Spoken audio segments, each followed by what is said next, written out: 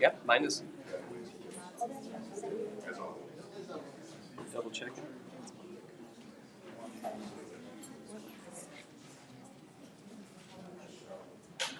Okay, guys, we have a lot of information to cover tonight, so we need to get started. We have to be out of this building at 8 o'clock. So we have a lot of stuff we need to talk about. If you don't know me, I am Karen Nickel. I am the chair of the Community Advisory Group. I'm also the one of the co-founders of Just Moms STL. This is Dawn Chapman, other co-founder of Just Moms STL. So I think we want to welcome all of you.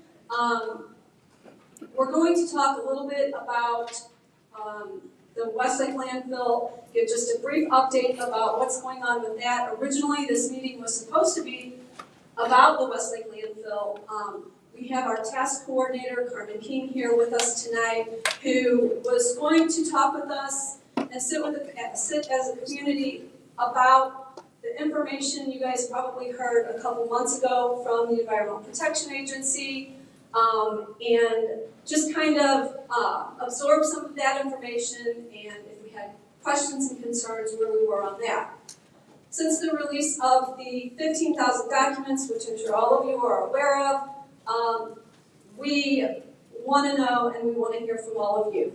And you guys have heard from Dawn and myself for the past 6 days, and we want to hear from you guys. Sarah, is Teresa here? Okay. So for right now, I would like to have all of our elected officials that are with us, our representatives, please stand up.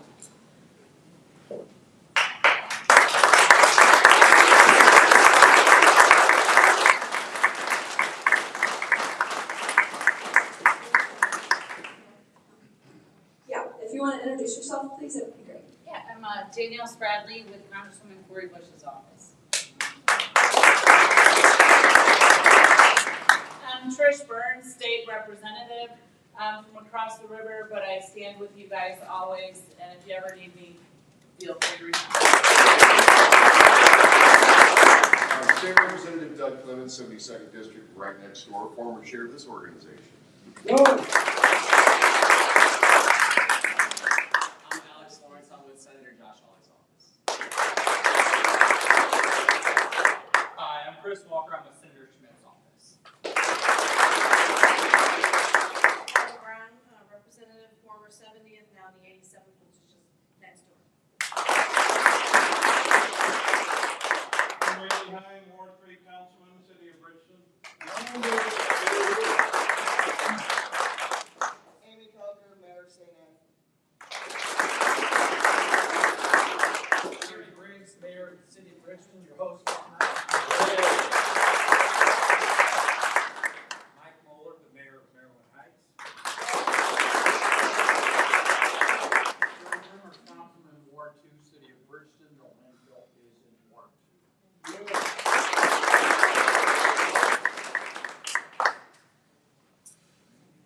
Anybody else? Okay, that is great. Thank you all for being here.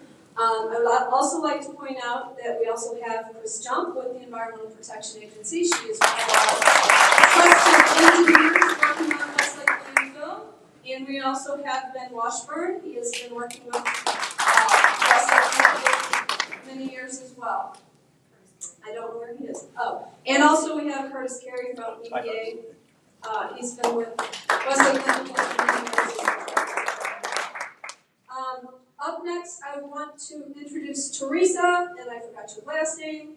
Come on up. She is with IFM. She is with the new clinic that is in Bridgeton that hopefully all of you are aware of, and if you're not, she's going to tell you a little bit about that.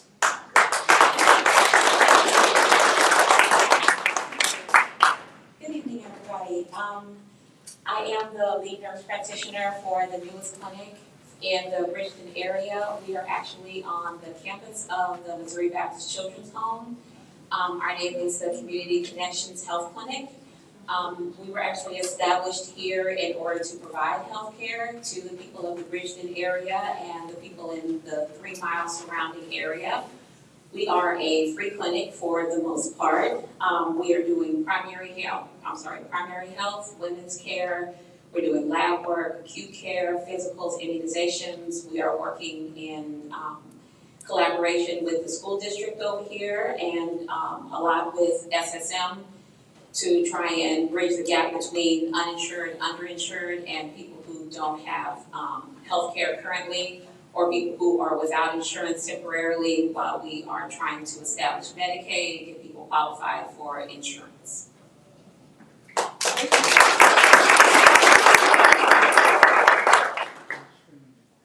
They have information on when they're open, their hours, how to make an appointment, all of that, so you guys can see. Sarah and Teresa afterwards talk to them about utilizing the clinic. Please use the clinic. I can't stress enough how important it is for you all to use the clinic. Share that information with your friends and family. It's there for you to use. Next up, we are going to have Carmen King. She is going to do a presentation, and I'm going to turn it over to her. That's her. Can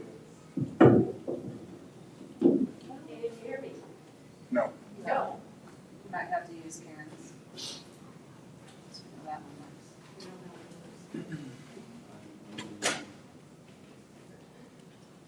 Now can you hear me? Oh, it's me. Try now. All right, how's that? Yeah. Okay. I have a technological nightmare, so, yeah, everybody knows this. Thank you for being here. I'm Carmen King with SKIO. SKIO is a contractor for the EPA under the Technical Assistance Services for Communities program. Some of you have met with previous meetings for Westlake. Some of you are unfamiliar. I do want to meet everybody because I am your technical advisor for the Westlake Superfund site. I'm going to explain what that is. What that means is I'm yours. Okay? I'm yours. And I'm a technical person that helps translate what's happening on the site. There's big documents, there's big decisions, and sometimes it's befuddling. Hopefully I can help with that. So that's my job. Tonight we took a little bit of a left turn. Originally I was going to present a document, the Design Investigation Evaluation Report, a very decisive product that's moving the site forward towards remedy development. But a lot of things happen, and we're flexible. So we're taking a little bit of a left turn. I know that's the title, that is not where we're going. So I'm just going to touch upon what this meeting is about, the importance of communities sitting there and the relationship we're trying to build, and also where we can go from here, because there's a lot of positive things from here on out, a lot of positive things. So I'm just thrilled you're here. Let's talk about people. People. The most important part about this process is you and the people that get these things done. Chris, introduce yourself, Ben, as well. These folks are the engineers on the ground that design and make the decisions about where a site needs to go to protect human health and the environment. Very important. Human health and the environment is you. And so we are getting into the process now where pretty soon we're going to be talking proposed plan, remedy, your decisions, your views of the future, your concerns are an integral part and are required as part of the process. So that brings us all together. Let me introduce the brains of the program, Sophie. She's back here. She's also a CEO. And then me, I've been with you for a little bit. But let me tell you a little bit of a story. And this is a recommendation. Karen and Don are so wonderful. I've been helping these two ladies for a while. I've gotten to know them for a bit, and they said, Carmen, the value you bring to this community in particular is your experience. And that's fortunate that I have the experience that I have. There is a reason why I am your task coordinator. I've got 33 years of experience working on Superfund sites. I'm an aquatic toxicologist. I started back in the 80s, and I helped design remedies for these Superfund sites to protect for aquatic environments. My favorite critter on the whole planet has gills. Okay, I like the aquatic stuff. And so when I started on the Exxon Valdez. And then I've carried my professional existence to every state in our country and done some international work myself. So I've got the scientific background. I understand these sites. Okay, but why I'm standing in front of you is because I have sat in your chair. I've lived within the footprint of 2 Superfund sites. Okay, I lived in Leadville, Colorado for 11 years. Leadville, Colorado has a 5 square mile Superfund site called California Gulch. It's a huge mine site, it has 12 operable units, it's a mess. It's got 12 operable units. Westlake has 3, so getting kind of some ideas here. And it was there for a very, very long time. When I moved from Leadville, boy, I've got a poor choice in real estate, I went to Silverton, Colorado.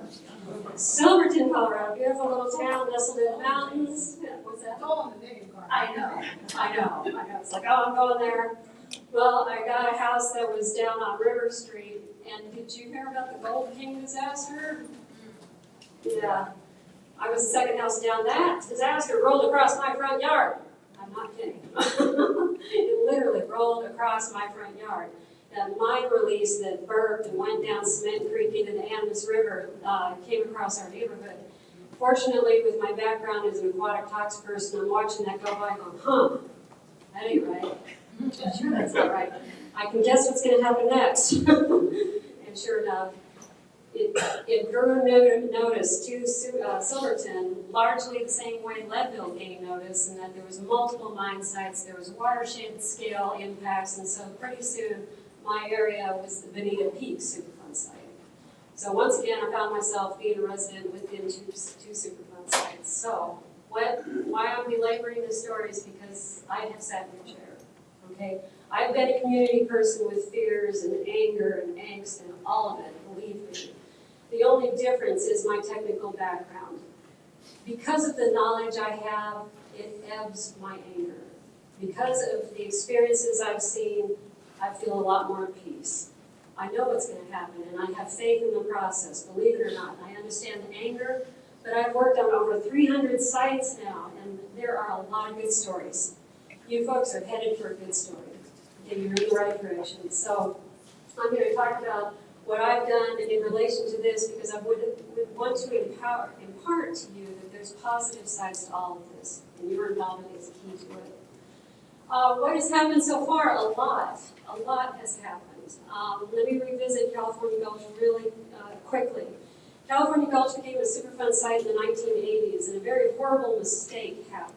It's, like I said, this 5 square mile mining district, and when the EPA and the state regulators showed up and they recognized how far and wide the contamination was, they said, well, shoot, we've got people who live here, there's businesses, they're all a part of this site, they're going to be responsible parties.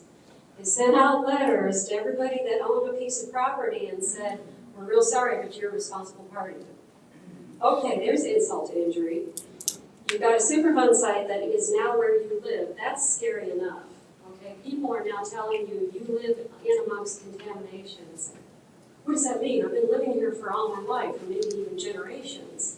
Like I said, that's the insult.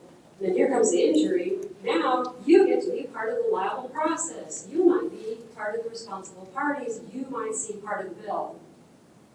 Imagine how well that was received in the community of Leadville. Not very well. Not very well. But this was very, very early on in the Superfund process. It was cumbersome.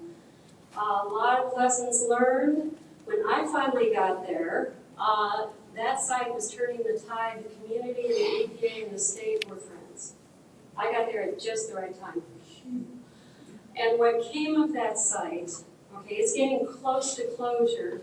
The community helped design remedies. Okay, Leadville finally got a mineral belt bike trail that draws tourists from all over the country. They got this beautiful touring area that part of that is stormwater controls to keep water from touching waste to control the Superfund site issues. That marriage could not have happened if the community wasn't a part of the EPA process. It took us decades, took us a very long time, but we are seeing the light. Okay, these large, huge sites, California Gulch is one of many, when the community gets involved, like you are, with this process, you will start to see the light. Now, I know a lot of information has come out, and it's pretty damaging. Okay, there's a legacy here that's pretty burdensome, pretty painful, and, you know, with the issues and everything that's happened. Absolutely, absolutely. But let's move forward, okay? Let's recognize your concerns, because we're going to come back and work through your concerns. The reason I'm standing here tonight is we need to hear your concerns. Okay, it's like, I don't understand what's happening with groundwater. Okay, that's something I can help you with. I don't understand what radiation is. I can help you with that. Okay? Let's move forward. And trust me when I say what is so, so helpful from a community perspective is knowledge. Okay? A lot of this stuff is so confusing, but that's what I help with. Okay? So what's happened today, a lot of relationships have been built. I've just got a couple of slides. These are activities between EPA and the community just over the past year. A lot of exchange of information, getting people in the chairs, getting them up to speed in the process. Where are we going? Because very, very soon your opinion is going to be part of a record, part of decisions. So we've got to engage people. Thank you so much for being here. Could you do us a favor? Bring your friends next time. Okay, more the better. It's just what we need to have happen. Here's more that we've done. EPA's worked with CAG, Just Moms. There's been meetings, educational meetings. Tonight was supposed to be about a particular document. We're going to continue this. Okay, there are mailing lists, there are websites, there's methods to reach you with the information that's available. This is all there. In the last year, this bottom bullet, EPA contracted SKIO, and we pulled together a community involvement plan and a technical assistance needs assessment. These are two documents that describe methods of how to reach you. I mean, I could physically leap out there, or I could follow these documents which describe, we're going to get you site information through a whole list of means. That's what this documentation did. So this is all very positive, and part of that is the Technical Assistance Services for Communities program. This is new. This is wonderfully new. When I started with Superfund back in the 80s, we didn't deal with the community. We were trying to focus on science, and we were still learning science, people. I mean, I think back then to all the samples I collected and all the analysis we did, the instruments we had at that time were the size of rooms. A GC mass spec was an enormous clump of dinosaur. Chemicals like PFOS were unknown, or 1,4-dioxane, they were unknown. PCBs were just evolving. I mean, we've moved. Superfund's moved, the science has moved, everything's moved.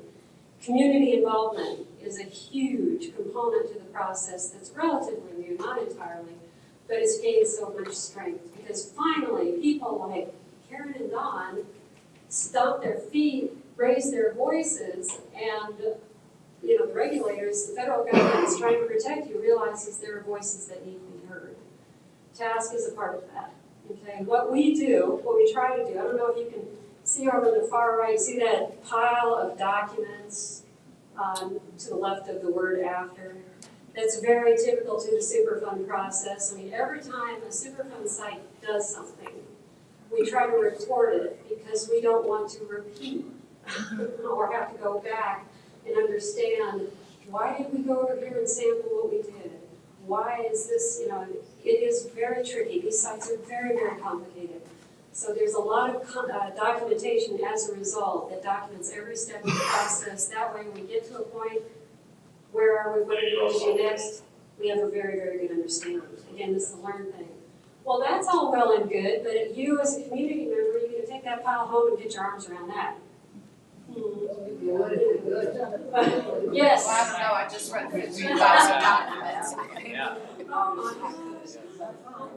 Admirable, absolutely admirable. My gosh, I was going to say, I wrote one volume of a pile like that. It took me 3 years to do it, but if you guys, wow. But what we can do, what TASC can do, is a person such as myself, instead of you suffering through this, say the next document that comes out, like a remedial investigation for OU3, I love things like that. Okay, I really get into the data. So you can give me that file. Okay, you don't have to get so friendly and familiar with it. Maybe I can take it, and then you can ask me, hey, we're concerned about something in particular. I'll go look for that something in particular. But what I do, like for instance, there's a document I was going to present tonight, is I put myself in your shoes. Okay, what does this document mean to me? Is there some concerns here? Was something missed? Does this answer my questions? Okay, that's how I look at it. Some of the communities I work for, they ask me to tear it apart technically. I really like those. Those are fun. No, but I look at it from a community perspective. Okay, I work with the Navajo Nation as another example. They've got 200 uranium-impacted sites, and that is stacks of volumes of documents like that over and over and over again. They've asked me to look at it to make sure cleanup's complete. That's a distinct question that I look for. Okay? That's what TASK does. Okay? We're approachable, we're reachable, and all questions are invited.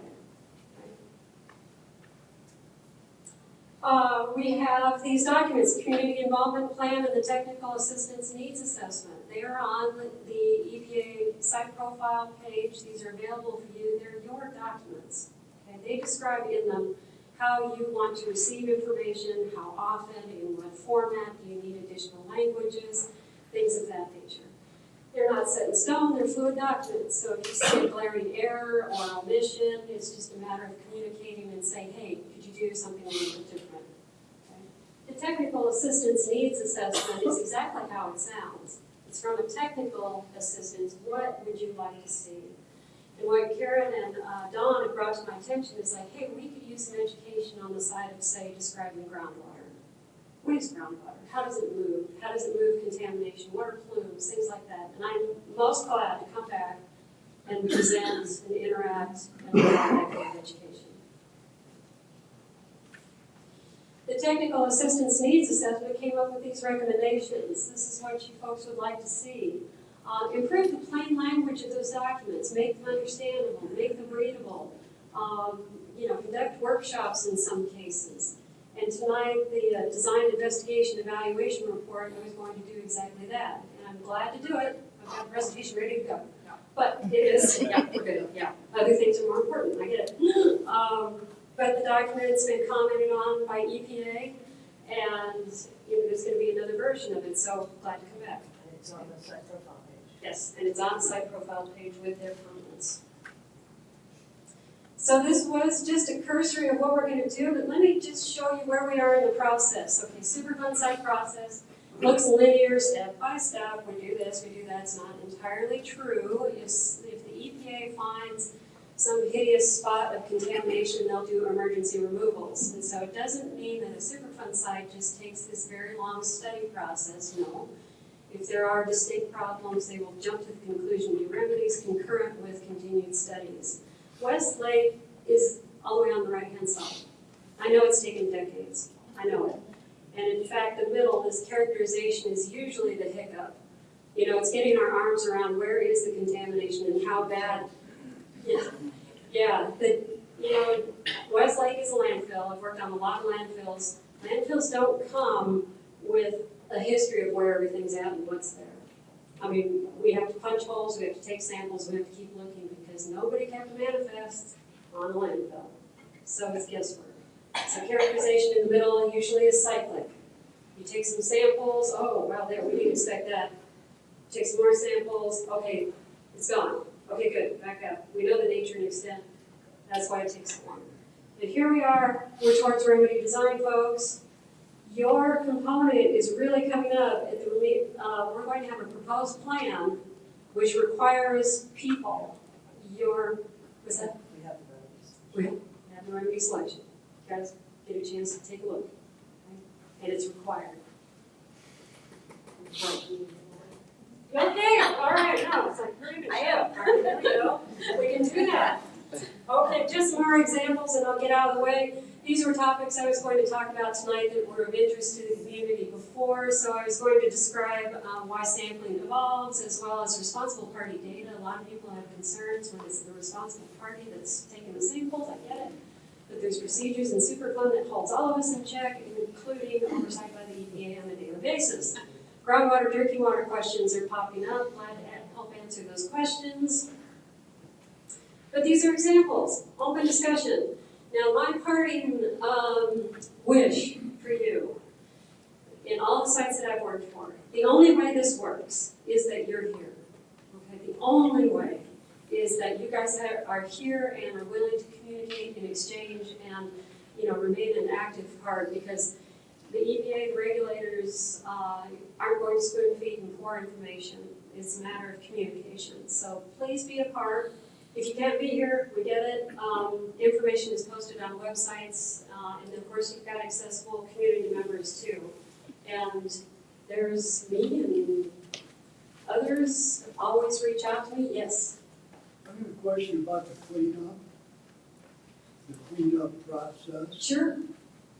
When we do the cleanup, are we gonna use negative pressure to keep this stuff from escaping from the site? Because the reason it's there is because it didn't escape, it was released. Okay? And that's what created the whole problem. So are we gonna use a process of negative pressure to keep it from escaping again? That is not part of the proposal at this time. Well, that What was seems to that? me to be I'm sorry, stupid. I said that is not part of the Well, process. to me, that's kind of, the Well- whole problem is because when they released it, the Atomic Energy Commission, whoever was in charge of it at that time, is why this is a problem now. It is totally It was placed. migrated Right. because it was released. It wasn't contained properly, it wasn't stored properly, but now we're deciding, we're just gonna dig it up and let the air or water, whatever, move it around again, No, there will and maybe be, create more of a problem in this area? I don't think that's that how there will it's be designed, ways, there but, will be monitoring, and there will be, checks on that. but here's the thing, But we don't have the design yet. that's right, they have to design that. That's what scares me. I know. No, listen, a lot of people are scared right now because we were lied to before, right? We know that, now we have documents that And say it it. ended up in our kitchen. I know. And what I can tell you is that we're gonna talk about the whole thing in a second, but in regards to Westlake and what Carmen just mentioned, the design of how to clean it up, which is what you're talking about, how to do it is what we're working on right now, and it is why we have Carmen. Let me tell you, there are very few people in any government agency right now that I trust. And I mean that. And I am very upset about it. But I do trust Chris Jump, and I do trust Carmen. The team members that we have, I trust their opinions. Anybody else after that, well, they can go pound sand right now, okay, and stay as far away from this as possible. I trust our first responders, our fire department, 2 fire chiefs, if you look, can you guys stand up so they can see you?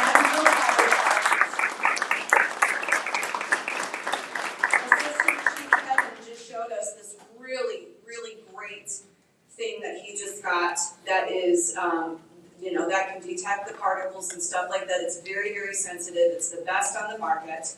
So they now have that in their possession. So what we're gonna be looking at is, while I trust Chris and Carmen, I want my outside people who protect this community for a living, who have our backs in all situations, including Maryland Heights Fire Protection District. They are going to be looking over the shoulder at this, saying very loudly if they do or they don't. There are things, our elected officials, this whole row here is filled. I mean, you've got congressional offices, US Senate offices. There's not gonna be a shovel that goes in this site until we say we're ready, okay? That's what it looks like. Because we're completely aware of the fact of how this has been mistreated in the past. I mean, and I don't even think, well, shoot, should we just go right into it? Well, I think you have. I'm gonna give, some of these, US Senator Hawley's office has an update on the legislation, but I just, really quickly, I wanna talk about how we got here real quick, because I want you guys to know how hard this was for Karen and I. And I wanna send a huge shout out right now to K-Drive. Can we all clap for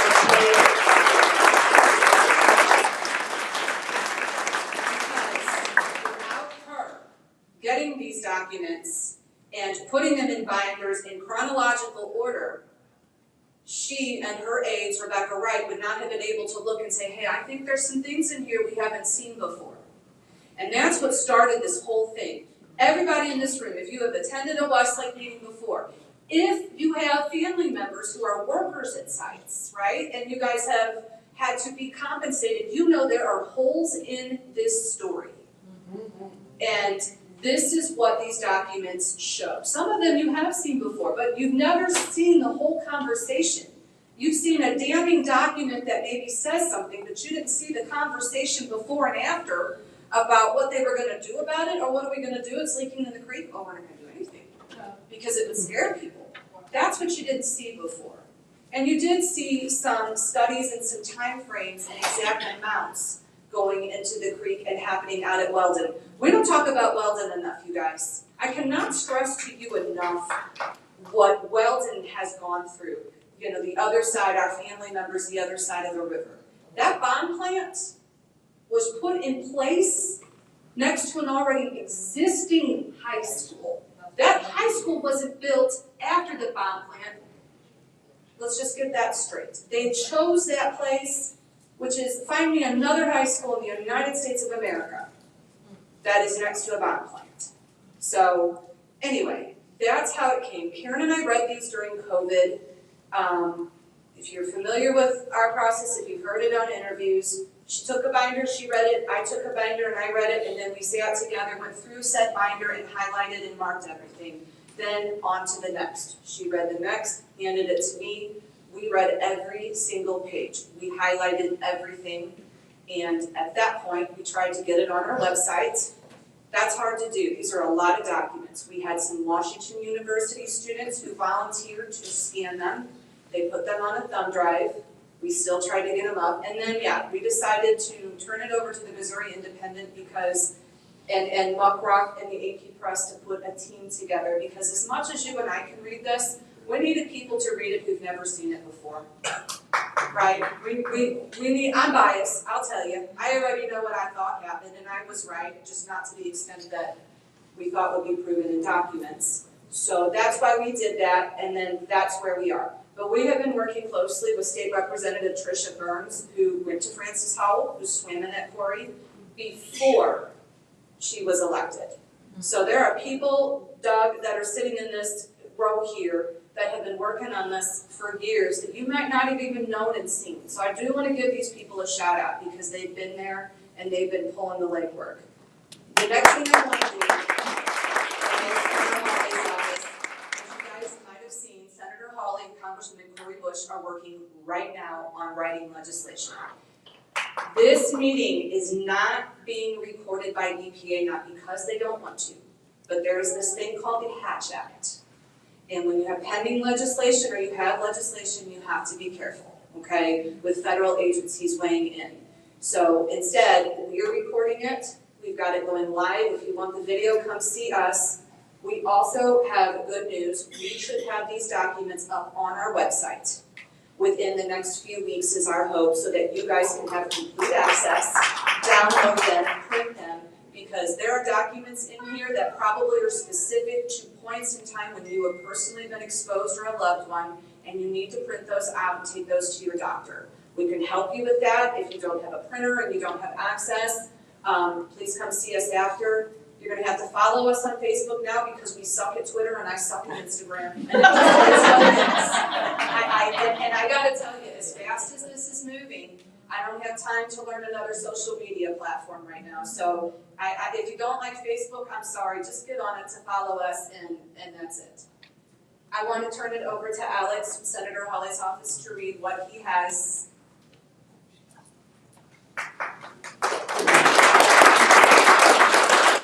Good evening, everybody. My name is Alex Lawrence, and I'm a field representative in Josh Hawley's office here in St. Louis. And I just want to thank Dawn and Karen for hosting us tonight and for having us all out here and giving us yet another opportunity to speak to the community. So I just want to take this opportunity to share, again as a recap, just some of the developments over the last few days. So on Wednesday last week, Senator Hawley went to the floor of the United States Senate to discuss his pending legislation that would establish a fund for the victims of radioactive contamination in the St. Louis region. And so I actually want to read you just a short excerpt from his words from the floor on the Senate on Wednesday. He said, quote, "The people of St. Louis have borne the burden of the Manhattan Project, and now it's time for their government to make it right. What needs to happen is this: the federal government needs to pay the medical bills for any St. Louis resident who has contracted cancer or an autoimmune virus or a genetic disorder because of exposure to radioactive contamination. I will introduce legislation that will provide the support, that will provide the justice to the people of St. Louis. This is not a handout to the people of St. Louis. They're not asking for a giveaway. They're asking for some basic fairness. When their government imposes on them disease and disaster because of nuclear contamination, the least their government can do is make it right. And I will come to this floor as long as it takes until we make it right for the men and women and children of St. Louis. End quote. So that was on Wednesday last week, and then on Thursday, as we all know, Senator Hawley was able to visit the St. Louis and St. Charles regions. He was able to go and see for himself Jana Elementary and Coldwater Creek, areas that we all know have been so affected by nuclear contamination. And then on Friday, after all that, Senator Hawley was able to send a series of letters to the Department of Energy, to the Army Corps of Engineers, and to the EPA, demanding some answers, yet again, from those agencies regarding the contamination issue in St. Louis. And so that was on Friday, and that brings us to today. And I will just close by saying, thank you for having us. Thank you for continuing to do this. Really, my goal here tonight is just to continue to hear and listen to your stories with great concern, and to pass those on to Senator Hawley and our DC team as well. So thank you so much. We also have a statement from Congresswoman Bush's office. Hi, everyone. The Congresswoman, as you think you all know, has been working on this issue for a long time. And one thing she has done is she called for a GAO federal review of the cleanup of all Superfund sites. And that report will be coming out in around a month. That will have recommendations for Army Corps, for EPA, and for all Superfund cleanup sites across the country. And this is a statement that she put out last week. We are also working on, and have been working on, health compensation and health monitoring legislation for the victims of Manhattan Project waste. This report confirms what we in the community have known for decades, that for the past 75 years, the federal government actively and knowingly treated St. Louis as a dumping ground for harmful and toxic radioactive waste. For years, the federal government and multiple other responsible parties continued to gaslight us and downplay the serious and often deadly health hazards that this waste carried. The federal government must not continue to allow our communities to be further collateral damage. They must not only apologize for this cruel act of negligence, but they are responsible for cleaning up this mess. Since my first day in office, I've been committed to holding them accountable and to pushing for immediate and swift action. I will continue partnering with local advocates, lawmakers, and impacted community members on legislative solutions, including an upcoming bill which would provide compensation to residents harmed by the Manhattan Project waste and assess the many chronic health conditions that are likely a result of this government negligence. No more lives can be taken.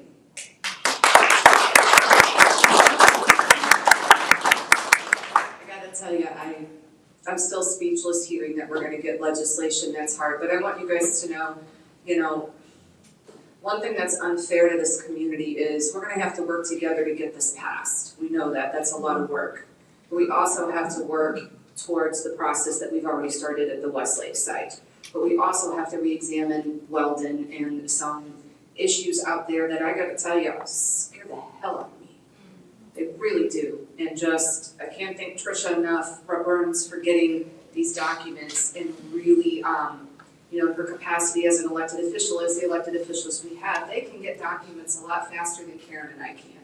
And one thing that is key about these 15,000 pages is they show us that there's probably more stuff we could FOIA, right? And bringing it current. Because these only go up to about, I think, 2016, is my understanding. But at the same time, you and I, we could dig and we could FOIA for the rest of our lives. At what point do we have enough? Well, we have it, and clearly that's the case as you see, the federal offices. So what we want to do is we want to open the floor up for you guys to talk. Citizens, your questions, your concerns. We have a microphone. We have to be out of here again by 8 o'clock, and I don't want to, our Bridgeton people are so great to let us have this room right now. We don't want to put them out. So please, I know somebody back here had a question really quick in the Capella's hat. Yes. This is a question for Carmen. Real quick, I don't trust the government either. I mean, we've literally been lied to at every step. I have absolutely no faith left in the government doing it. I hear you. You're saying community involvement, is important. I think that's good. We have enough information. I appreciate what you're doing, on the knowledge side. One of many questions that I have about this disaster, and I'm sorry, I was born in Florissant. I grew up in Bridgeton. I'm from the area. I went to Pattonville. My question is, you said that you think that we're going in the right direction, and you actually have faith in the system to fix this. So my question for you is, would you buy a house in Ward 2? Yes. Okay. Right. I think Dawn wanted me to take this because my mom was born a few blocks away from the St. Louis plant. I was born in Florissant, and then I went to Francis Hall. You already heard that. And I do appreciate a new person coming up here and saying, hey, I'm here, and I'm ready to be positive, and I'm ready to make things new. But what I didn't hear that I needed personally, and I'm not talking about an elected official, I first needed an apology. And even though I feel like I'm one of you, and I don't strictly represent the state of Missouri, I know firsthand you also deserve an apology from the state of Missouri. So if nobody's given that to you from the state, I'm going to give it to you because I know I needed it too. I'll second.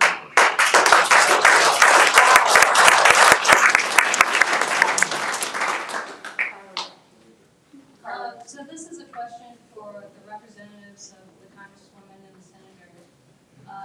You say that you're willing to provide, or you're writing legislation to provide compensation for those who have been affected, but how are you going to prove that this exposure is what caused the illness? Historically, cancer is so difficult to prove. So how are we going to get fair compensation when you're asking the residents of the community to be the ones providing the proof? And when we have reports coming out from ATSDR that's saying that this isn't affecting the community. Well, I'm gonna go ahead and answer that, sorry. The same thing the workers get, and that's gonna be causation is assumed.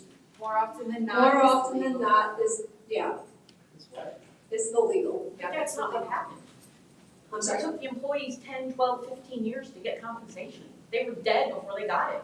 Yeah. It takes forever. I'm gonna look through, she's right, that your cancer had this particular pathology to get compensation. They give you the runaround. This is why we're doing this legislation. Legitimate rules like, if you were within this distance, if you had this type of cancer, I want to see the science saying that who is qualified for compensation, because otherwise the burden is put on the citizens to prove that their health issues came from this exposure. That's exactly why it's taking us a while to get the language right, because we want to do this right. So we're talking to Congressional House Research, we're going over all the documentation, looking at other sites like in Ohio to make sure this is done correctly. Okay, so I don't have every exact answer for you right now, because we're in the process of making sure it's drafted in a way that it isn't put on you. And we don't have things that happen like that before. So you're saying you're gonna compensate somebody for their medical bills? The legislation we're looking at drafting, it would have to pass and be signed by the president, right? But that's what we're looking at, so I've got good insurance and have very few out-of-pocket expenses. Someone else has no insurance, so how are you gonna make this equal, and there's gotta be some compensation besides medical bills. right, that's what we're looking at, and also looking at health monitoring, because a big piece of this is health monitoring, right? I would chip in here on an ask. I'm a North County resident, born and raised. I had Coldwater Creek in my backyard, BHA Construction, which legally dumped the stuff, dumped it right next to my backyard. What about my property values? Where's the assurance for the lost revenue for the state of Missouri, for our school districts, for our fire districts? This is stuff that hits us in our pocketbook in a very real way. Now you wanna sell your house and move to Colorado, guess what? It's down $20,000. There might be radioactive waste in the backyard. So I wanna see something done for the real economic impacts for this region.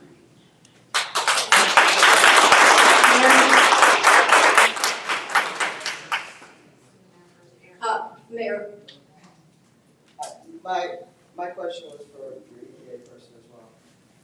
And I'm very happy to have you here. My faith is in these two women up here.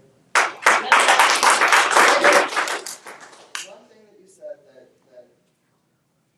caught my ear was that you didn't have time to keep us informed. We weren't going to hand feed us. Okay? I think it's responsible that you hand feed every mayor in this area so that we can hand feed our own residents. Yes. Okay? I don't think they want to go any longer without knowing what's going on. And if you could just hand feed the mayors, we can get the information to our residents. that's right. Okay? Mary, you have people in Bridgeton who were bought out by the airport by the city of St. Louis, 2,000 houses. Those people all moved between 95 and 2005. They got cancer after that. They were diagnosed in the zip code that they were reported their cancer, not prior. Right. They live next to Westlake landfill. Are those people going to be compensated? Well, that's why it's figuring out how to do that, right? And finding those people, figuring out a way to draft legislation that those people can be included. Missouri Cancer Registry will not do previous addresses. The CDC will not do previous addresses. I'm going up the list. I'm working on. They will if you change Missouri law. And we have state representatives sitting in the front row. Yes. So, I'm in contact with them. Thank you.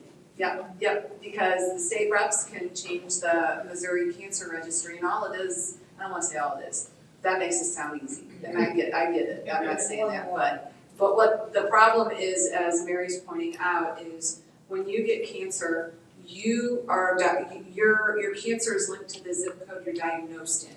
So there's no question on the cancer registry for Missouri, where did you previously live? Does that make sense? So, and that kind of data is really helpful if you are doing a study, right? Because then you can look at, rare cancers, and then you can go back and see who lived in what zip code. So that's something that the state of Missouri, I know, can work on and make that easy. Yeah, we've been working on trying to push for that. Somebody else. For those of you that don't know me, my name is Paul Weird III. I got a couple quick things real quick. My first question is for the EPA. For the last 11 years, I've been coming to this meeting since a gentleman by the name of Mel lied. And they sent a nuclear scientist, and those of you who were here know it didn't go well for him. But nobody has ever answered this question for me. We sit on a major fault line. Do you guys realize that? Where's our science people? What happens if we have an earthquake here? How is that site protected? Because to me, and look, hey, I got basic college science here. But that is a question that we need to answer. Number two, those of us that live in this community understand one word if you're sick: causation. How, and look, I have nothing but respect for Corey Bush and Josh Hawley and Eric Schmidt. But what I'm hearing, and out of all due respect, the Congresswoman's talking about fixing this across the country, figuring out what's going on. We don't care about that. Okay, this report that came in, I get it, right? But what I'm saying is 11 years. I umped it. That my first job was at BMAC umping baseball. I took more dirt in my mouth as a kid playing baseball and soccer than. So with that being said, I just want laser focus. I respect what you're saying. I'm not jumping on it too much, but I'm just, with all due respect, I want laser focus on St. Louis, Weldon Springs, Missouri. I understand you're saying that the report's going to let us know what's going on with I get it, but this group is tired. 11 years we've been doing this. And I take issue with the Post-Dispatch. They said they were finally bipartisan. This is not a political issue for us. Is it, Doug? We're best friends on this, right? Is it, Trisha? This isn't partisan. There's times where we just set it aside. Okay? I can say whatever I want about Corey Bush, but on this issue, I know she cares. Because we were talking about it before she was in office. But what we need to do as a group, ladies and gentlemen, and you guys did a phenomenal job with your presentation. I'm going to speak for some of my neighbors here. We don't care about the charts. Okay? We don't care about any of that. We want the process to start. And I can remember when EPA showed up, do you remember when nobody had a science degree, that meeting, and I asked that question? And nobody had a science degree. Nobody can even explain this stuff to us. We appreciate what you're doing. But what I'm saying is, we don't get a start date. You guys said you have remedy plans. Why aren't you presenting them tonight? Why aren't we having this conversation right now? She's a contractor. EPA. But she's a contractor that works for him, and I saw the conversation. So let me address it to the EPA then. Do you guys have a remedy plan? It is being developed now. Being developed, not developed. 5 years. It is not 5 years. Yep, thank you, sir. 5 years they've been talking about it. Exactly. 5 years. And when they came in to tell us originally, what did they tell us? They were going to leave it there until this group, Dawn, Karen, stood up for us. I almost did Karen Dawn. Stood up for us and said, no, we need to get this stuff out of here. So, a layman, I'll leave you with this. As a layman, you know what we need to do? Get our shovels, start digging it out with mass, because I want to test this area, Take it all!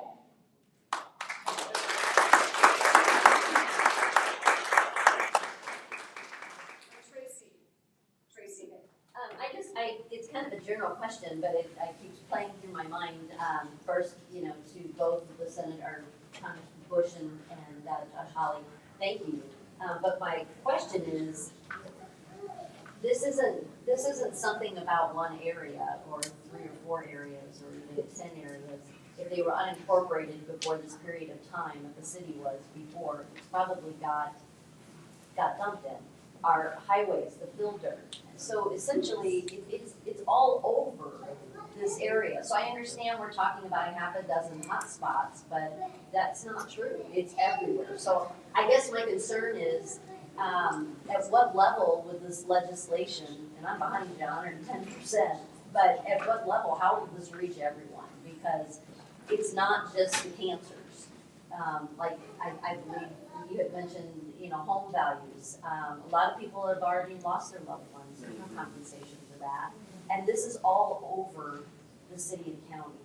It's not in one area. Right, and that's what we're looking at, because it is, with Manhattan Highway, it's not just, it's Coldwater Creek, it's Ladder Avenue, Yeah. it's downtown. And there's things that aren't even discussed because of that, and I just found out, I think we were neighbors actually, that the trucks were cleaning a football field away from my yard. And we played in that creek, and nobody. I'm gonna repeat for the people in the back what she's asking. The old election board, She you cite right up to them. She's saying that there's a lot more than just like the main site, the hot spots like Lavie Avenue, the airport, Weldon. Those are called vicinity properties. There's actually a legal term for them. And yes, I think as we're seeing with Jana, and with the call to test more of the schools and more of the area around the creek, and frankly, get ready for some other areas out at Weldon. Right. Those are gonna be listed as vicinity properties, but part of this and the language that the Senator's office is working on is not just expedited cleanup, but with Congresswoman Corey Bush's office, it's to make sure that the testing that they are doing is expanded. Does that make sense? It There's does. a lot more of that It that has to does. happen, And and I that's guess part of it recognized. too, another reason I brought that up is there's so many people that know nothing about this, and it blows my mind. And when I was just talking about St. Anne, I had talked to a lot of our old neighbors, and I've been keeping track, and it's unbelievable the health issues that have gone on with everyone in our neighborhood, every single house. And they knew nothing about it, and I guess what I'm trying to say is, this legislation is awesome, and I hope that it does cover more than just these areas we're talking about, that it's for this entire region, which I know is astronomical, but it is what it is. But it's not though. I mean, as Senator Hawley said at his press conference, this has been done before in other communities, and when you're talking about this type of contamination exposure, you are talking about regional. One thing that gives me hope about this is that it is being written specific for our sites, right now the way it's being written, because we are unique, because we have had so many decades of it. But the other thing that we're very fortunate to some extent is that there is other legislation. Michelle, yeah, you're right about the workers. we have to look at that and say what works in this and what doesn't work in this, and how, because a lot of this legislation that was written a long time ago, frankly, is a mess. And that probably eventually needs to be fixed, but we have to worry about this first. And so kind of what we're doing here, if you really think about it, is doing legislation that probably will eventually be a pilot, that could be used to fix other issues. But right now, we have to focus on ours. Jesse? Just wanted to make a couple of comments about the city of Florissant. I have been a resident of the city of Florissant my entire life. My business is there. And every 5-6 years, umpteen times now, Coldwater Creek jumps its banks. It floods out hundreds of businesses. It's just July 26th of last year, our community garden was completely underwater. And days later, Josh Hawley was down at the old shrine shaking hands with everybody. For my perception, felt like a photo op. Maybe I'm wrong. But he too was waiting around in Manhattan Ways that spills out from Coldwater Creek and goes everywhere. Constantly on the I Care About Florissant Facebook page, community group page, people are giving away free fill dirt. It makes me sick to my stomach. I see posts constantly, they're like, I've got this dirt in my backyard, come and get it. And everybody's like, I'm coming to get this dirt. This contamination, by far, is limited to any radius of the creek. It is everywhere. So how do we find that? And why? When we have the knowledge of what has happened to this community at the hands of our government, where these business owners, in their restaurants, in their CVS, Walgreens, the dollar store, why were the owners of these businesses, and there's pictures of it, waiting in this water? Why were they waiting in this toxic water and the sediment that it leaves behind to clean up their businesses for us to all come back into again?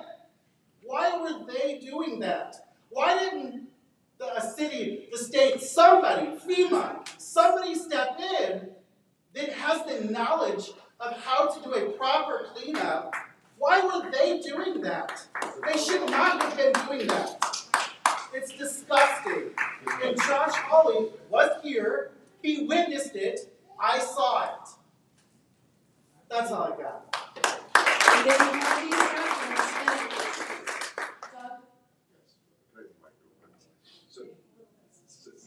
So this goes exactly to what I was about to talk about. As a matter of fact, I sat in with the governor and FEMA and SEMA on that flood response. And I broke the meeting when I said, where are we doing testing? What are we doing about proper protective gear for people cleaning up their and then SEMA ignored me.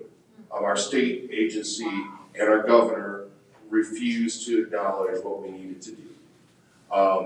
But I did have a couple people at the table at least say, we got a problem, we need to talk about that. I did want to say something publicly to EPA. You guys are in a weird position. The way Superfund is crafted legally is a strange place to be. I want to say this, everybody has it in their brain, it's something I've been trying to wrap my head around for years. All of these sites that we were talking about are ultimately EPA Superfund sites. They're under the charge of the Army Corps of Engineers as a subcontractor for the Department of Energy. It's a weird legal web of tangled stuff. Not so weird. They don't do the same cleanup levels as EPA would normally mandate anywhere else. We'll get a better cleanup here at Westlake Landfill than anybody else dealing with this particular waste, because EPA is working on it directly. I do want to say this, and I've said this before privately to a couple of members of EPA, but I just want this out there. I would like a response, and don't have to do it tonight. But if you could email myself and Representative Burns and the moms in response. But this is a question. This question is, in the light of the documentation that we've just had break, and the relationship of the Department of Energy and the Army Corps of Engineers as potentially responsible parties, that cannot be trusted to be truthful, and given all the facts to you guys as an overseer, what are the plans to change the relationship with that PRP and take them as a hostile PRP?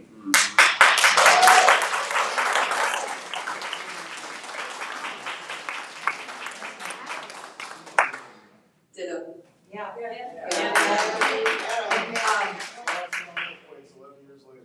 I will say this, overwhelmingly in these documents, look, I think Paul Berry did a good job explaining how upsetting it's been for the past 11 years to kind of get through with EPA and to finally get to where we are right now with a team that we do trust. But the Department of Energy, you guys made this waste, created it, and knew it was harming people. It's in these documents. They are the bad guy. And what's one thing when you read them, what I want you to look for, and you can pick up any Department of Energy document from the years, going back to the 40s all the way up. 2021, yeah. One thing that you can look at in these documents is their reasoning. That's the sickening thing. It's not just that they knew people were being hurt. They had studies. They asked for studies to be done showing the exact amounts that were leaking into the creek from Letty per year. They had spills, but their response to that, they say the quiet part out loud, where they are more worried about the PR and getting people worried and worked up than they are protecting them. And I think that, you know, and I just want to make that clear, you have corporations, you have Cotter, yes, we've had Republic. That pales in comparison to what the Department of Energy has done. They set it free and they released it. That's right. There's room for one real bad guy here, you guys, and I want to tell you that's who it is, and that's the hardest thing. I'm not saying it's easy because that's what Karen and I struggle. We put these documents down, and it's not that every bad thing anybody ever did to us from any corporation went away, but we got some perspective because some of these corporations were brought in and screwed just like we were in the same way, and it's very evident in these documents. So you have to. That's what I would ask. Feel what you need to feel when you read them. They're going to be upsetting. But in your mind, you have to focus on the bad guy because that's what we're trying to fix. The fix right here is going to be legislation that compels the Department of Energy to do X, Y, Z. That's going to be the fix. At Westlake, we do have companies on the line. It's my opinion that they shouldn't have to pay, but right now they're on the line, and the truth is, they can technically figure it out amongst each other, or the Department of Energy can handle it, or the legislation can handle it. What we would like to see in this legislation that's really important, and we've been in contact, is expedited cleanup at all of these sites. We have a good cleanup plan at Westlake. This is a good plan. It can be done. I do believe it can be done safely. I believe it's going to take a lot of work from us because we're going to be looking over people's shoulders. That means it's probably going to be a bit slower because we're going to want them to take it out slowly and follow them every step. But it can be done. But what we'd like to see is within the next 5 years, engineering pending, these sites be given expedited cleanup. And really, at some of these sites, it can start within the next 30 to 60 days. When Carmen comes back and goes over this plan, and by the way, I think, Carmen, the idea to just meet with the mayors separately and make sure they understand this is really important. I agree, so that they can do their outreach. I think you'll see in this plan that there's a pretty good path forward at Westlake. So I am not concerned with the cleanup or the type at Westlake, but Weldon, that's got to be revisited. Coldwater Creek, we could spend 3 hours talking about what's going on there and why it's a mess, okay? The other thing I want you to keep in mind is that the Army Corps of Engineers is the Manhattan Engineering District. When you read these documents from the 1940s, you will see their little red castle, Army Corps of Engineers, on many of these documents. And back then, they were doing just as they're doing now. They were a contractor. They were taking orders from the Department of Energy. So as easy as it is to get upset at the Corps right now, it's very easy. It's very easy, because there's a lot of crappy PR coming out of there. It's coming down through them out of the Department of Energy's mouth. okay? And you can read these documents and you can actually see a PR theme that still exists today. And you'll remember it from when you started our Weldon Springs group, and it was all about PR stunts. There was a hell of a PR stunt played out there at Weldon with the students at Francis Howell. I mean, so moving on. Ashley. I have a few questions. Can everybody hear me okay? Yeah. So my first question is how we can get better information, particularly from Coldwater Creek. I've asked this a few times. We would love to have a Carmen as part of the Coldwater Creek. We would love to have a task coordinator because we've had 1,500 pages just about Jana Elementary dumped upon us. I've gone through more than 15,000 pages myself. And my takeaway from the data and information is completely different than the PR tune we're hearing. We aren't hearing about 70 picocuries within a foot and a half of soil at Jana Elementary where the kids kick the kickball. We're hearing Jana Elementary is safe, but the two are not talking to one another with what we know is in the dirt, in the soil, and on the floodplain. So how do we get a Carmen and how do we help through that data? I can answer that. North County is getting a Carmen.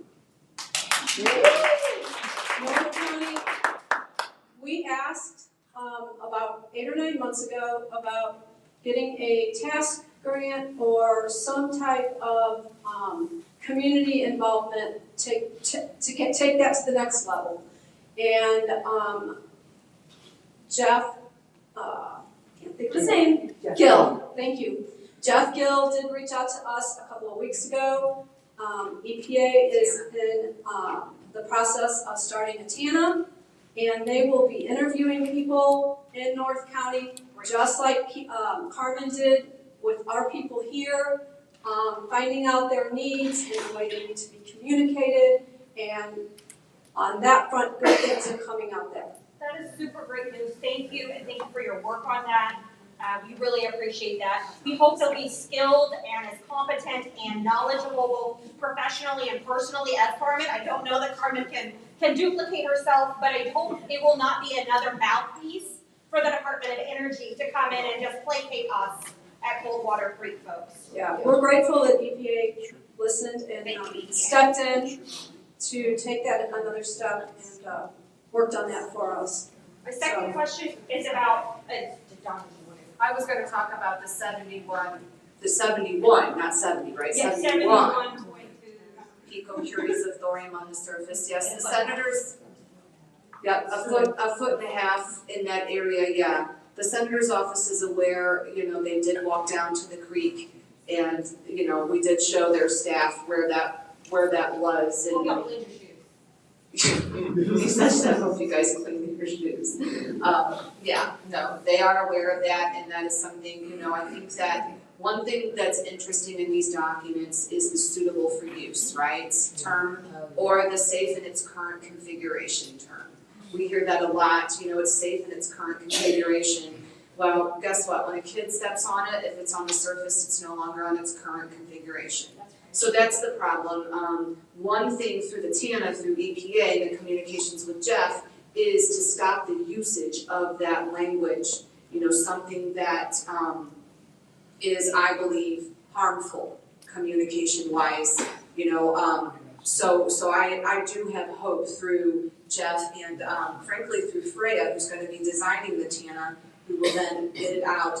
Our TANA, when it was done, was unbelievably accurate. It was so accurate, I felt like, of this community. So we know that Freya can do a really great job with these, and we know that Jeff. Here's the kicker, though: if you're in this room and you lived in North County, you know people that live there, you really need to stay after if we could talk to you, because Jeff Gill needs your contact information.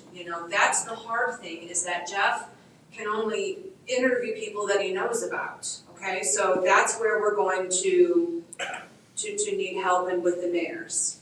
Yes. Wait, Ashley had another question. Oh, sorry. I wanted to ask about the flooding. So the flooding has been a constant thing for Coldwater Creek. Coldwater Creek is the mechanism to control flooding. And the folks behind that mechanism to control flooding have been the Department of Energy.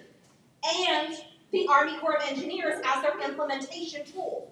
The Army Corps of Engineers has gone off the rails in not protecting folks from flood zones, but rather digging these holes that they then go and market to the businesses and the communities and the houses, the schools, to put them into these flood zones that are supposedly, quote, controlled, but only to see them flood again. We are seeing the Army Corps of Engineers as part of the economic development plans for just about all y'all's municipalities. However, every time the Army Corps of Engineers puts a shovel in the ground, they are not testing that soil. Even when it is a flood zone, even when it is a tributary of Coldwater Creek or a spillway that feeds into Coldwater Creek and therefore backs up. The EPA has a requirement that when they test flood zones, they go all the way out. The Army Corps of Engineers implementation does not require them, their conceptual site models do not require them to follow the creek and the spillways and the tributaries to their full end. So where the water drops out is not being tested. And we are finding these kinds of places having radioactive waste from what their data that we've been able to ascertain and understand and get have shown us. So where is the oversight? So the EPA, Doug talked about that complex relationship, but a Superfund must supersede anything else. That is why CERCLA is a thing.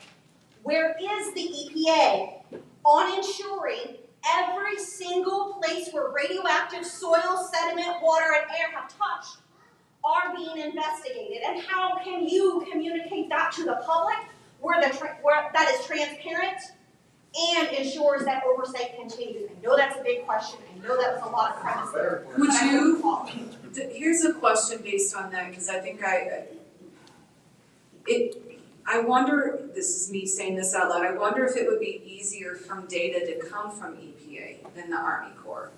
You know, people are trustworthy at this point. It's not that because PRPs do their own data, and that was something Carmen was gonna talk about, what the oversight is when a PRP does the testing. But I think that is a very key point in straightening out the communication in North County. I think that it sounds like the residents of North County feel like we once felt getting data from Republic. You know, I think they that's what they're saying. They're viewing the Army Corps of Engineers, who also appears to have carte blanche as a regulator, in that area, as an actual hostile PRP now. And in light of that, and I gotta tell you, the documents aren't gonna do anything but confirm that. So that's a really good point, and I think that it's good for Carmen to hear it, and I think it's good for EPA to hear it and pass it back to Jeff, and Curtis, I'm sure, has taken notes too, because these are conversations that are happening, but frankly, Florissant, Jesse, these are conversations you have to have, because you guys are firsthand with the communication, and I will tell you this, I don't think the senator or anybody would have been wading through that water had you had these 15,000 documents. I think this has truly made people go, oh my God. And I'm not kidding when I say that there's 15,000, but I challenge each of you when you get there, you could go eeny, meeny, miny, moe, and pick 6 from different decades, and you're gonna find something in one of those documents that's gonna make you sit back and go, oh my God. And you're gonna have to process it. Amy? The Army Corps of Engineers does not maintain those creeks out there. I mean, we had several dams built up in the area just in St. Anne that caused excessive flooding in those areas because nobody's making sure that when those trees and stuff fall, that we're not allowed to touch as a municipality to clean it at all because it affects the flow of the water, right? So, but then those dams get built up, nobody's checking it, and it causes worse floods. I mean, that last flood, there was a stop sign where the water came to the top of it. Car floated down that street. Yeah. Aaron and I were out there. Yeah. You're right. I was out there. This gentleman. Hi, my name is Bill Potto. I have 2 points. One is there's a radiation compensation fund that was established in 1965, and it's for the people out west when they were dropping the bombs, and the soldiers get $75,000, and if you just live in where the contamination was, you get $50,000. No, those are 1965 numbers. So that's something that the Congresswoman and Senator Holly can work on.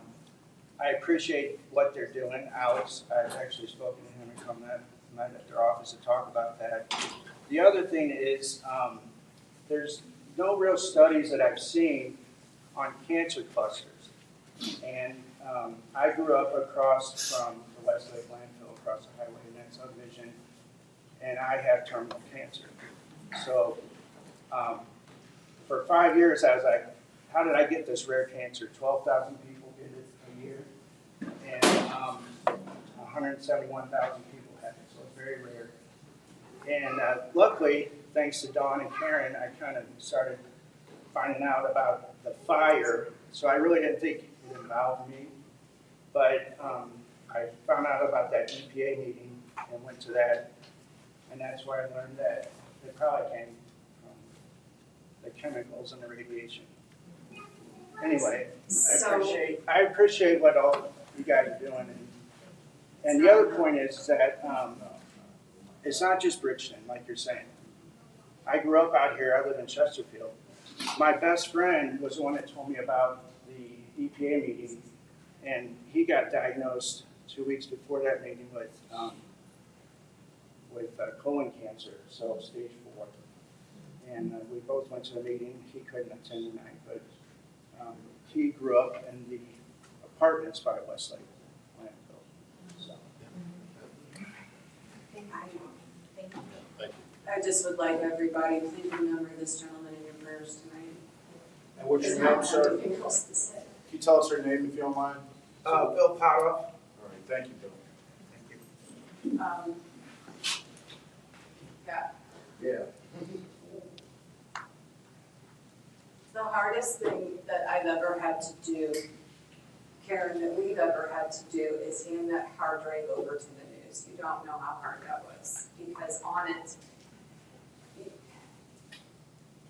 we're not celebrating. This isn't validation. This is heartbreaking. Michelle knows. She came over. She was over the day at Karen's house to drop us off a sweet little goodie bag that we desperately needed. We weren't celebrating. We were sitting around a table with Trisha and Doug and just crying. Kristen was there. We were all just sobbing at this table when this was breaking. Danielle knows because we were on the phone crying to her. The senator's office knows because we were sobbing on the phone to him. You know, it hurts. And to know it's not easy for people to read these and to be sick already. It's also not easy to read these and then think, am I going to be sick? So we have a lot of work to do with this compensation because we have to cover those that are harmed. But we also have to cover those that are going to get sick. But I would encourage you, as much as we're pushing legislation, guys, we have to get signs on that creek tomorrow. Because legislation takes a while. I don't think it is. Something tells me that we've got everything we need. Maybe it's a God thing. That we're going to be okay. But it's the responsibility of every person in this room to make sure that we stop exposure. And we can do that. That has to be a priority. And then we clean up these sites, right? Because it makes no sense to compensate people if the sites are still there making everybody sick. So we have to do that. And we need to do that expedited. It can be done, it's going to get done. And the third is we're gonna write one hell of a piece of legislation here. And this is how it starts, which is you guys coming out like this and talking, and it's not easy. And we know that. Rebecca? I just have a really quick question regarding the legislation. I didn't hear what a realistic time frame would be in regards to seeing this legislation come to fruition, be enacted, and also I'd like to understand what the people in this room could do in respect to, from an advocacy perspective, making sure once the legislation is written, once it's being put out there, what action do you need from the people in this room to make sure that it gets signed and enacted and done as quickly as possible? Can I repeat, did everybody hear that or does it need to be repeated? Did you guys hear it okay? No, okay, so Rebecca brings up a great point. Time frame. What's the time frame for getting the legislation written? What's the time frame for introducing it? Realistically, what could it look like time frame to get it passed? What can people in this room do right now to help see that it gets passed and then it gets put on the president's desk and signed? Did I miss anything? Great. Okay. Does anybody, do the elected officials, you want to say what you guys need? This is where. Well, I know, because I came flying into that Capitol looking for legislation. And the first thing I told people is stop telling me I have to prove to the federal government that the bomb kills people. So right now, there's gonna be people who come to you and they're gonna feel ashamed because I've seen it. And even though I know that their cancer has gotten more than likely coming from one of these sites, they sit there and they'll say to me, well, I'm not sure. And I don't wanna point my fingers and I'm not sure. Please let people know that they can be a part of this and they don't have to feel ashamed. The other thing that I heard somebody ask Dawn the other day about legislation is I am really fearful that the scammers will start hearing this and then they're gonna start going after people and saying there's legislation. Please don't give anyone any information for legislation unless you talk to these ladies or somebody you can trust, because I'm really afraid of people dismissing then the right person because they believe the scammer. But what can you do? I'll tell you. When all of a sudden the doors opened for me and I had a moment for HCR 21 to be heard, I called these ladies, called you, right? And I said, I got less than 7 days and I need as many people as I can get. And within, 7 days, 117 people showed up. Do you know that that is probably why we're here, those 117 people that got down there? Because all of a sudden, people who let me tell you what the words were, there's not much interest there. But when you guys showed up, that changed real quick. And that was heard all the way to DC. So there's gonna be a moment when these people from Congress call, from DC, and they say, I know it's far, but I need you to show up. That has to happen. You have no idea how hard it is to fight and then turn around and come behind you. Yeah. One of the biggest problems that I see is I open up the Post-Dispatch and they say there's nothing going on in Coldwater Creek. No, seriously, that is yeah. So that's the hardest thing. And it's like, as an advocate, you get out there, you're trying to get people, then they say, well, the Post-Dispatch said it didn't happen, so it's like anything else. So the one thing I can say in the little fights I've been in, you gotta stay consistent, you gotta keep talking to people, and everybody has a girlfriend, everybody has a cousin or somebody. Find 5 people in your phone that are in this area and talk to them about it, okay? And when they get to the politics part of it, this is what you tell them. There are no R's and D's or L's in this issue, okay? And that's the one thing I respect. I'm just getting to know you. I've known Doug and a lot of these people for a long time. Again, when they say, well, I don't want to get involved in politics, tell them this isn't politics. Okay, this is survival. Okay, that's how they try to get us around it. One thing I want to say, Doug, I can't speak to the Democrats, but I can speak to the Republicans on this. And Dawn knows this. When I first ran for state rep many, many moons ago, okay, Dawn knows this story. I got a call because I was running for office, I was making too much noise about this, and they told me if I did one thing to help this group, okay, that was done. And a lot of it had to do with Republic, was our #1 donors at the time. So the one thing I can suggest as being a non-elected official is you support them wholeheartedly, okay? And if you're a Republican in the Democrat area, you go to the Democrat anyways, because he's gonna listen to you. And you go to Trish if you're in St. Charles, because she's gonna listen to you if you're a Democrat. It doesn't matter. So the biggest problem that I see is educating the people when we got a media that says there's nothing to see. I will say, I had my first, I made the mistake and somebody corrected me not to go chasing rabbits on Twitter. I went down a rabbit hole for sure.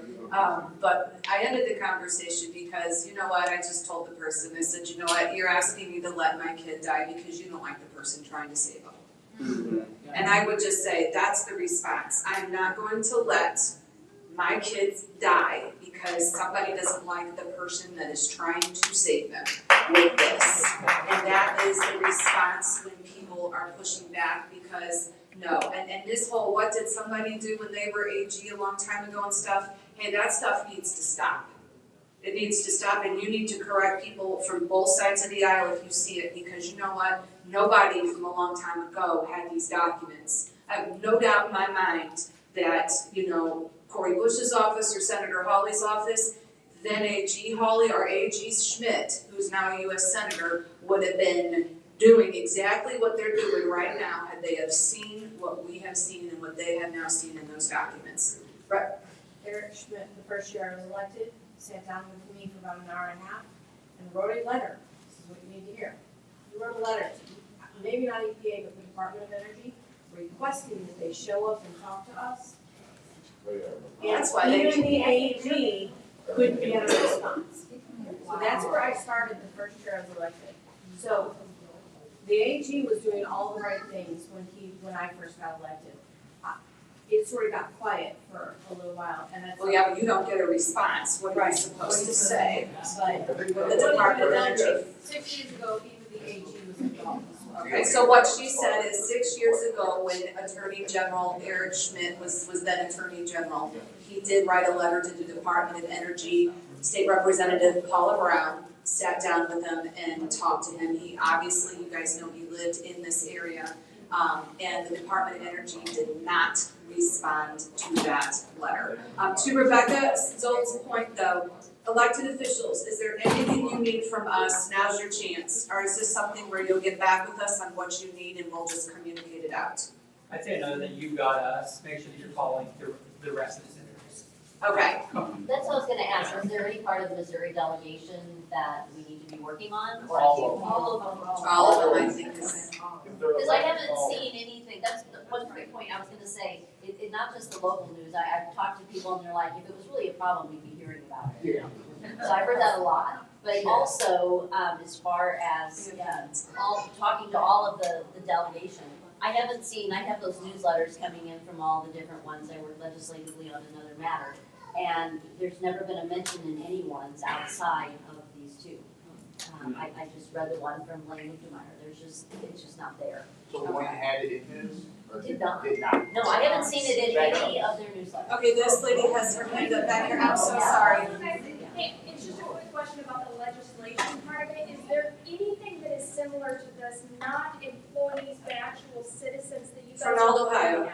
Fernald, Ohio. Okay, thank you. Fernald, Ohio. Yes. That's good, and then just ask.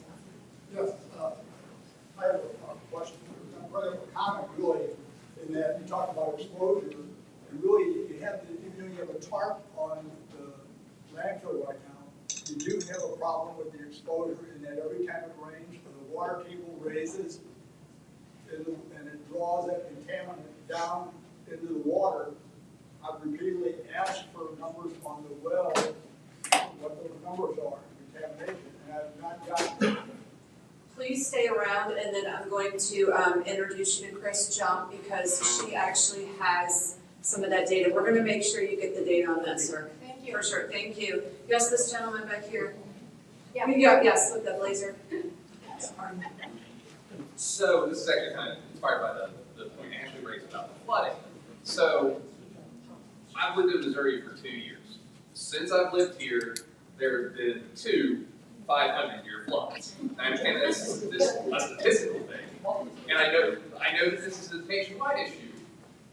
But is there any indication from FEMA that they're going to update the flood map for the Coldwater Creek watershed to redefine what the floodplain is? Because I know FEMA will go do it if a developer dumps some dirt next to the Mississippi River and raises it out of the floodplain.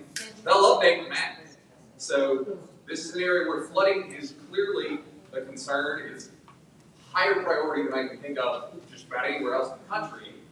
So is there any move from FEMA, or can EPA or Energy or the Corps get FEMA to update those maps so that we quit having this problem with floodplain development? So with when you're talking about the radioactive testing, like as far as the floodplain goes in the Army Corps, FEMA doesn't need to redefine the floodplain. The floodplain is what it is. There is the 500, there is that. What has to happen with testing as far as radioactive waste is there's a thing called the ROD. It's the record of decision, right? And the ROD tells you how far they test, where their starting point is. And the conversation I always have with the Army Corps is, well, we start at the 10-year floodplain. And I'm constantly pushing on them, well, we think you should always be testing in the 100-year floodplain. So what has to happen is not FEMA doing it. FEMA would have no impact on this. It would be the record of decision being changed, the Army Corps' record of decision, and the EPA is involved in that process as well, because they have oversight or on RODs. But that would need to be changed to say you're going to test at the 500-year floodplain too. Okay? Does that make sense? That's a great point. Harvey? Thank you. Harvey Ferdman, I'm immediate past chair of the CAG and I'm currently on the board. Talking about 500-year floodplains, I just wanted to put a little bug in EPA's ear. The levee that's protecting the landfill, the Earth City levee, is a private levee. Corps of Engineers, to my knowledge, does not inspect that. Someone please tell me I'm wrong. It's an augmented agricultural levy. Is that how It's augmented agricultural levy is what that levy is called. And no, that is not the Corps of Engineers designed or protected levy. Yeah, it's just that when you guys are doing your safety plans and maybe you want to look at that in federal legislation to put that one under some additional scrutiny because it is currently protecting the landfill. Yeah, the other levies, like you have Howard Bend, right? You have the the Howard Bend and down, those are core levies. This one is augmented agricultural. Does anybody else? We have about 10 minutes left, and then we'll take it out in the parking lot, So, let me do you first, and then Ashley. Start you. Yes. I got a bunch of disorganized thoughts. I'm sorry. I'm just gonna say what I've been listening. Not in this meeting, but the last 11 years. We've been talking about this like we have to work with the government, right? And we have to work together. That's extremely true. But I wanted to take the flip side of that to kind of explain how we got here. It's not a bipartisan issue because the Republicans and the Democrats have been completely complacent in putting the nuclear waste there and also in not dealing with the problem, right? The Republicans and Democrats who we have here are the far left and the far right? The center does not want this, right? The center does not want this to be addressed. The pattern that they always do, and they did it with cigarettes and smoking, and they did it with climate change and extinction.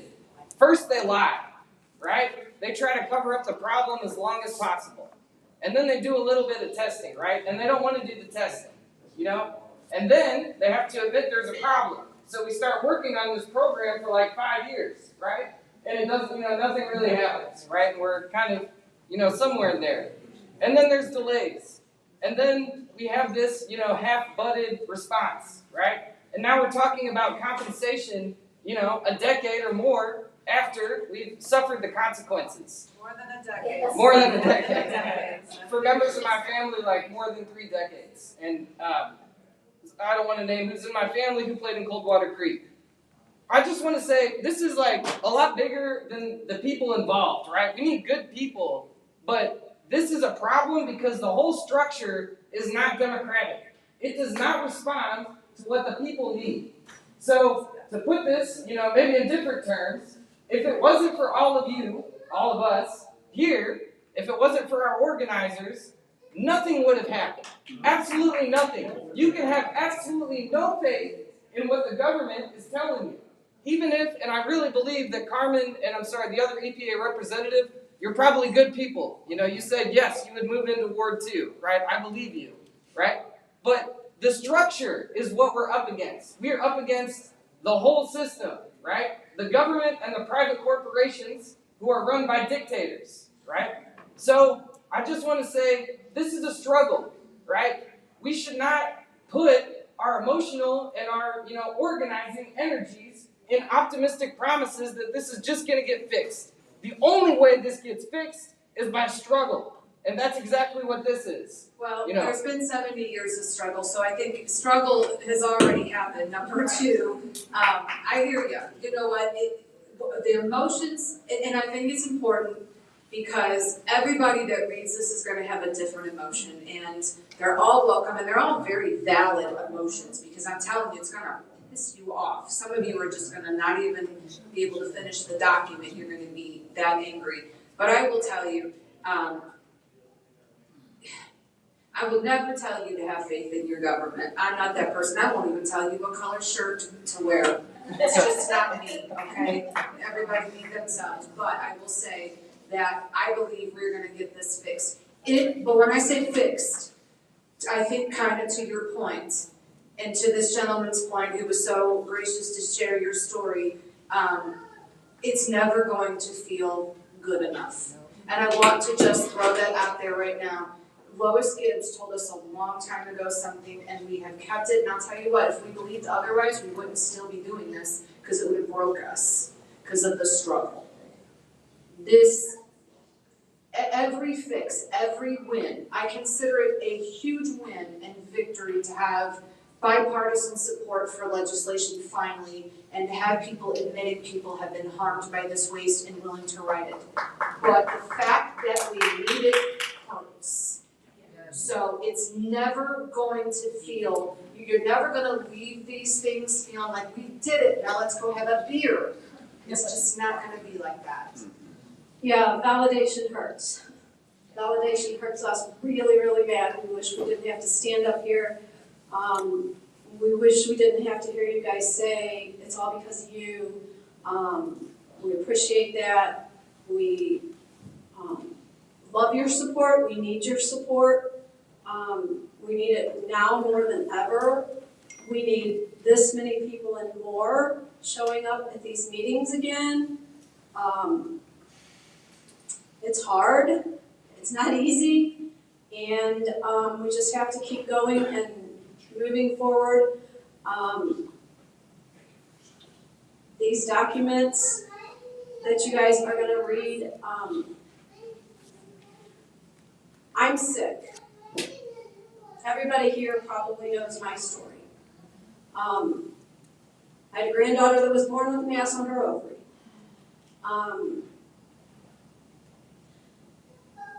For me, reading the documents and doing what we do, it's so hard. So I can only imagine for all of you that have lost loved ones, that have terminal cancer, that don't even know you're sick yet, how you're gonna feel. Tracy? The granddaughter's mother played in dirt a quarter of a mile from the creek. Had no idea. That's my daughter-in-law. That's her daughter, and we share that grandbaby.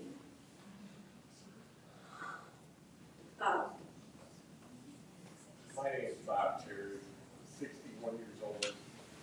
Some of you know who I am, some of you don't. Some of you don't care, that's fine. One of the best things I've ever heard in one of these meetings was, and I forget who said it, the mayors of each municipality being included, telling their concerns, telling their fears. When I first met Dawn and Karen, I was appalled by this. I was at one of the first meetings at Wesley, and the first thing I did was I stared up at that pile, and just at the time it was high as this building.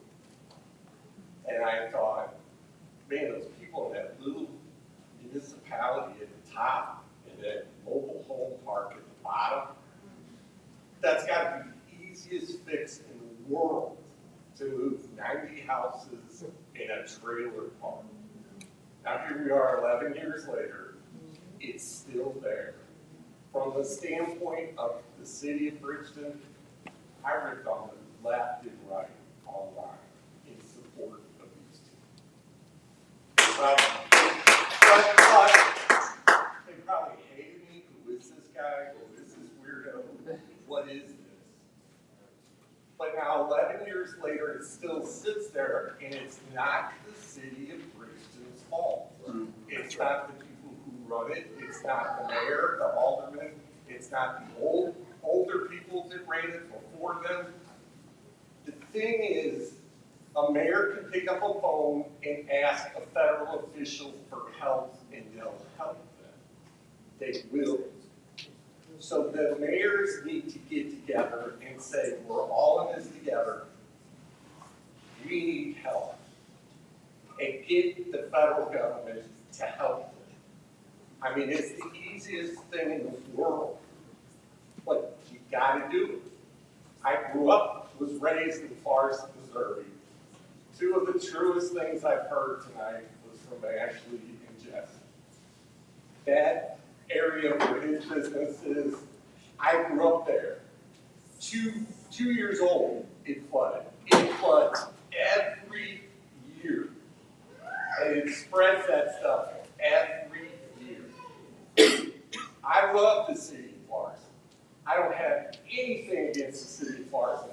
But damn if they don't have a fair on the Shrine grounds for everything.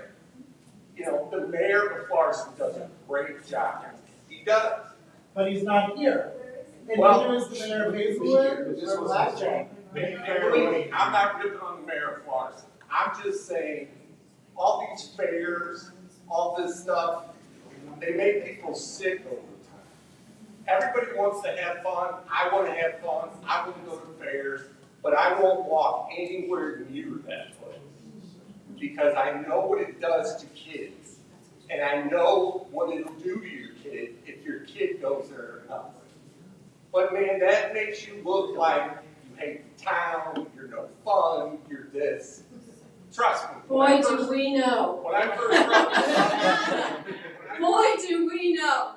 you're stabbing your own town in the back, everything. But the truest thing tonight was get these local mayors together. And from a poor me standpoint, have them tell the federal government, this is what it's doing to our commerce, this is what it's doing to our public relations. They need to be compensated in some fashion, just like we need to be compensated. Yeah. And the other thing is, no, there's not enough money to bring mom back. There's not enough money for dad, grandpa, or your child. But boy, if you got a bunch of bills, and your standard of living is hell, and you can't feed your kid because you're paying his medical bills, you need to be compensated by the federal government. That's right. And Bob, I know you know how we feel. All the times you were told you were crazy and looked at like you were insane. Dawn and I have had so many hit pieces put out on us. Who's crazy now? Yeah. Yeah. We're gonna take two more questions. That's it, and then we gotta wrap this up, guys. Yes. Okay. I just wanted to briefly say this because first, can we all give a hand to Dawn and Karen for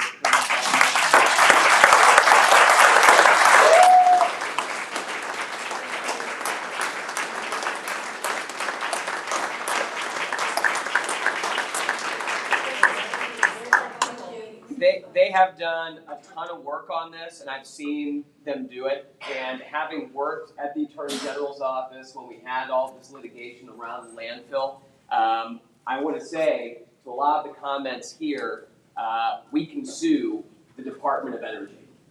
The state of Missouri can do that, and it shouldn't be up to you two to go through all of these records and beg for them and keep doing it. We should have a lawsuit. We should subpoena all these records. We should release them to the public, and we should start doing the work that the folks need to do. So if you're looking for a place to advocate, we've got two former AGs here. Are you currently in the AG's office? No, not anymore. No, not at this point. But I would say, no, not at this point. But one place to consider contacting would be the Attorney General's office to ask them to get involved. And I know Josh Hawley mentioned that as well, so that's definitely a place to contact to help you out as well. Please, do me. This guy right back here, and that's it. All right. Real quick, I'm new to this. This is my first meeting. I appreciate it very much. You guys are amazing. from Carrollton. I live in Newtown and St. Charles. What he was saying about the mayors and the missing Morrison there, I'm wondering why the mayor of St. Charles isn't here as well. Because at this point in the legislative process, it sounds like a groundswell of voices, and the mayor's having contact are very important. I think having residents call the leadership in St. Charles County would be very key. Right, right. Oh, I mean, yep, that brings me to this real quick. So this is, State Representative Tricia Burns is gonna do just that. She's going to host a meeting on, August 2nd out here, and we are going to discuss these issues, including Weldon, and we are out in St. Charles. We're gonna go there, because you guys have been left out of the conversation. You grew up in Carrollton, so you've got Westlake exposure. You've got a hell of a groundwater issue going on out in St. Charles, but you have. I live in Newtown, so apparently I can't not be a stone's throw from Westlake. Right. But you were when you A lot of people out there who aren't thinking about this. That's right. You know, it's over the river. And that's because there was an extensive $2 million PR campaign that was dumped on Weldon Springs. There will be a document presented at this meeting that's gonna open the people of St. Charles' eyes wide, because they were snowballed. There was a PR campaign, we know what it cost, put on top of them. If you can make this meeting, we need to support St. Charles right now and the community out there. We're going to be there. They are our brothers and sisters. They have been harmed the same way. This is a regional issue. And that is how to Rebecca Zoll's point, to get help with, supporting our federal government. We need to be out there supporting from the ground up. There are entire streets out there that have rare cancers. It looks like Coldwater Creek out there. Yes, sir. One last point. Yeah. Growing up in Carrollton, my 87-year-old mother now has cancer of brain or pancreas. I lost a kidney. She's 87. What's her name, sir? We'll pray for her. Well, her name's Mary Duffy. My point is there are people my age in this room. Where are? And, 87 shot. The impact. The quote from Oppenheimer, it's interesting that that film's coming out, was, "Now I have become death, a destroyer of worlds." How many worlds in St. Louis have been destroyed from this radioactive waste? That's what he meant by it, and, but I will tell you, this is one of the hardest meetings we've had to do, because we had to balance the EPA, because the truth is, we do have some good people sitting up here that I trust Chris Jump with my kid. And let me tell you, that should say a lot to you guys. I do trust Chris with my kid. I do. And Tom. I feel that. And we're not gonna let, and Mike, and for our Spanish Village people, we are not gonna let them dig 1 teaspoon of dirt out of this site unless we think they can do it safely. And you have to know that as hard as we fought for all this, the feds, nobody is going to, you gotta know that we've got you there during the cleanup too. But moving forward, we've got 10 minutes left in this room. They have to pack it up. We'll take it in the parking lot. Please, if you can get to this meeting and help support these people. Yeah. I gotta take it away from her.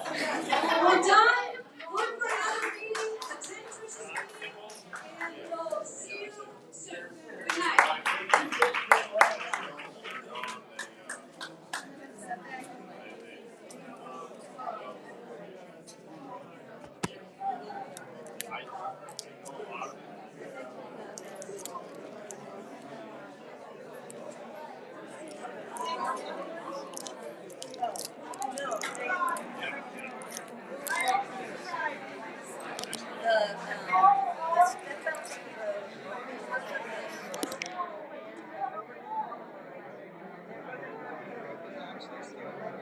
No, I won't stop. I won't stop at all.